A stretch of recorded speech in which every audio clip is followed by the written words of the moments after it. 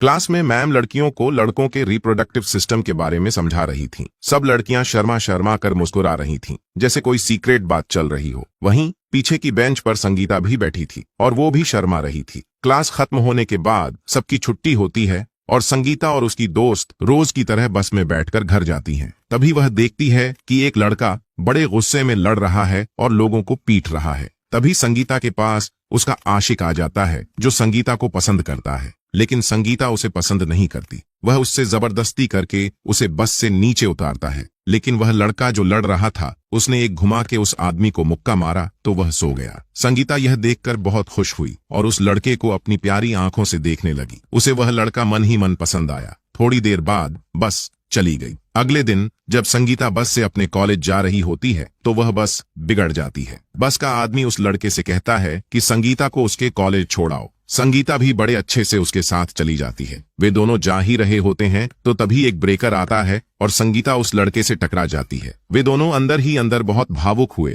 लेकिन यहीं से इन दोनों की प्यार की कहानी शुरू होती है। संगीता का बाप एक गुंडा है जो इन गरीबों को परेशान करता रहता है। उन गरीबों में से ये लड़का भी है जिसका नाम आशीष है। वहीं दूसरी तरफ संगीता की माँ जो दर्द से पीड़ित है, जिस पर संगीता के अलावा कोई ध्यान नहीं देता, खासकर उसका पति भी नहीं। लेकिन संगीता को वह लड़का उसके घर भी उसे परेशान करता रहता है और उसे गंदी तरह से छूता, क्योंकि वह लड़का उनके घर का ही रिश्तेदार था। संगीता अपने पापा से इस बारे में कुछ कहती तो उसकी कोई नहीं सुनता। अब संगीता जब बस से पढ़ने के लिए जाती तो आशीष उससे रोज मिला करता और संगीता उसे चिट्ठी के जरिए बातें करती। वह दोनों साथ में कभी कभी मिला भी करते। अब उन दोनों को गहरा वाला प्यार हो चुका था, लेकिन यह बात संगीता अपने पापा से छुपाती। अगर उन्हें उन दोनों के प्यार के बारे में पता चल जाता तो वह आशीष को जान से मार देते। अब देखना यह है कि संगीता और आशीष प्यार में क्या क्या कर सकते हैं। संगीता के पिता को संगीता से बढ़कर उनकी इज्जत है। वह अपनी बेटी को कार से पर्सनली कॉलेज छोड़वाते ताकि उनकी बेटी पर कोई नजर ना डाल सके,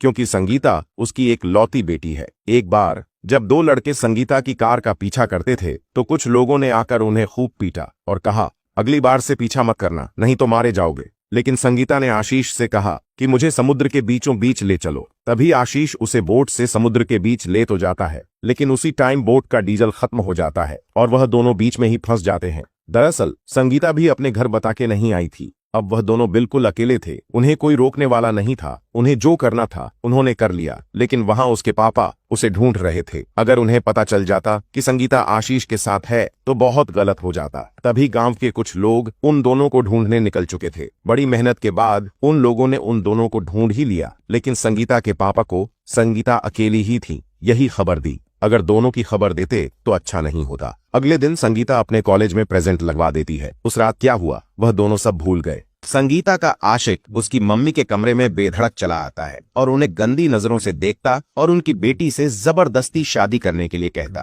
तभी संगीता की माँ ने एक लोटा अपने पैर से गिरा दिया, जिससे संगीता उनके पास दौड़ते हुए चली आई। तभी अगले दिन गांव के कुछ लोग संगीता के पापा के पास आते हैं कुछ जरूरी बात करने के लिए। उनमें से आशीष भी था। वह चुपके से संगीता का कमरा ढूंढ रहा था। तभी वह उसकी मम्मी के कमरे में चला गया। उसने अपनी नजर मर्यादा में रखी और उसकी मम्मी से प्रणाम की। उसने अपना नाम बताया और पूछा कि क्या वह संगीता के कमरे में जा सकता है। तभी वह संगीता से मिलने चला गया। वह यह देखकर खुश हुई। संगीता आशीष से मिली और उसके बाद आशीष चला गया। उसी दिन संगीता के लिए एक रिश्ता आया। यह रिश्ता उसी लड़के का था जो संगीता से शादी करना चाहता था, लेकिन संगीता का रिश्ता पहले ही आशीष से बंध चुका है। लेकिन उसके पापा उसकी शादी उसी लड़के से कराना चाहते हैं। अब संगीता घर से भागेगी या अपने पापा की मर्जी से शादी करेगी। अब आशीष संगीता को भगाने की सोचता है और संगीता भी उसकी राय से सहमत